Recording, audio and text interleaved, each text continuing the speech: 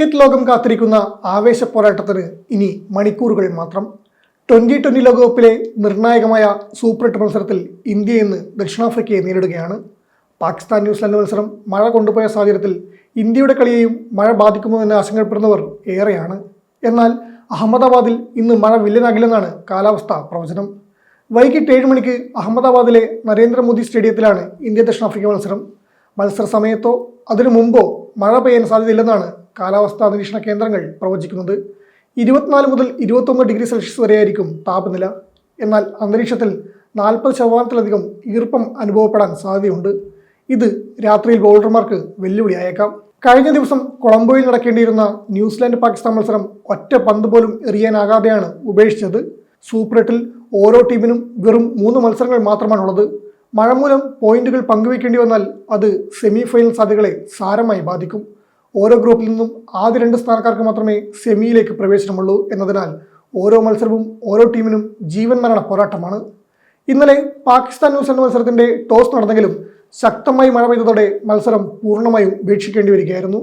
Super 8-ൽ group 2-ലാണ് പാകിസ്ഥാൻ ഉൾപ്പെട്ടിരിക്കുന്നത്. ന്യൂസിലൻഡിനെതിരായ മത്സരം ഉപേക്ഷിക്കപ്പെട്ടതോടെ ഇനി ശ്രീലങ്ക, ഇംഗ്ലണ്ട് ടീമുകളെയാണ് പാകിസ്ഥാൻ നേരിടേണ്ടത്. പാകിസ്ഥാന്റെ സെമി പ്രവേശനം അത്ര എളുപ്പമാകില്ലെന്ന് പറയാം. അതുകൊണ്ട് തന്നെ സൂപ്പർ 8-ലെ ഓരോ മത്സരങ്ങളും നിർണായകമാണ്. അതേസമയം ഇന്ത്യ പൂർണ്ണ ആത്മവിശ്വാസത്തിലാണുള്ളത്.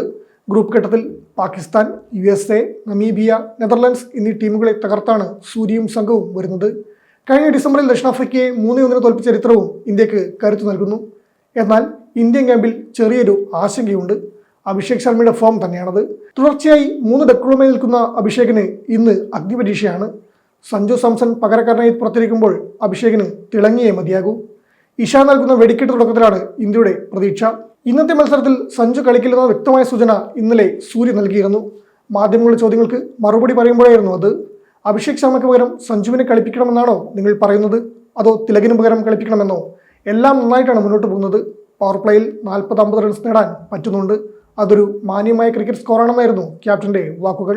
ലോകകപ്പിലുടനീളം പരിക്ക് ഇന്ത്യക്ക് വലിയ ഭീഷണിയായിരുന്നു. ആരോഗ്യ പ്രശ്നങ്ങളെ തുടർന്ന് ജസ്പ്രീത് ബുംറയ്ക്കും അഭിഷേക് ശർമ്മയ്ക്കും ഓരോ മത്സരം വീതം നഷ്ടമായിരുന്നു.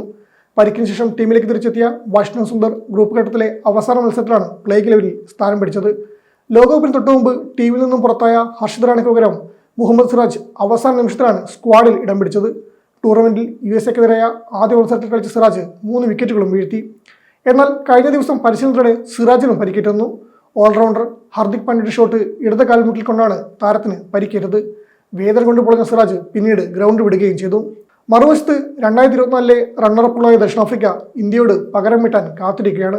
ക്വിന്റൺ ഡീകോക്കും എയ്ഡൻ മാർക്രമും നൽകുന്ന അടിത്തറക്കമുകളിൽ David Miller, Dewald Brevis, Stubbs എന്നിവർ തകർത്തടിക്കുമെന്നാണ് പ്രോട്ടീസിന്റെ പ്രതീക്ഷ. മഴ മാറി നിൽക്കുമെന്ന് പ്രവചിക്കപ്പെടുമ്പോൾ അഹമ്മദാബാദിൽ റൺമഴ പെയ്യുമോ എന്ന് കാത്തിരുന്ന് കാണാം.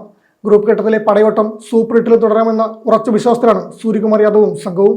വെടിക്കെട്ട് ബാറ്റിങ്ങും കൃത്യതയാർന്ന ബൗളിങ്ങും ഒത്തുചേർന്നാൽ ദക്ഷിണാഫ്രിക്കത്തിനെ തളക്കാമെന്ന് ഇന്ത്യക്കറിയാം.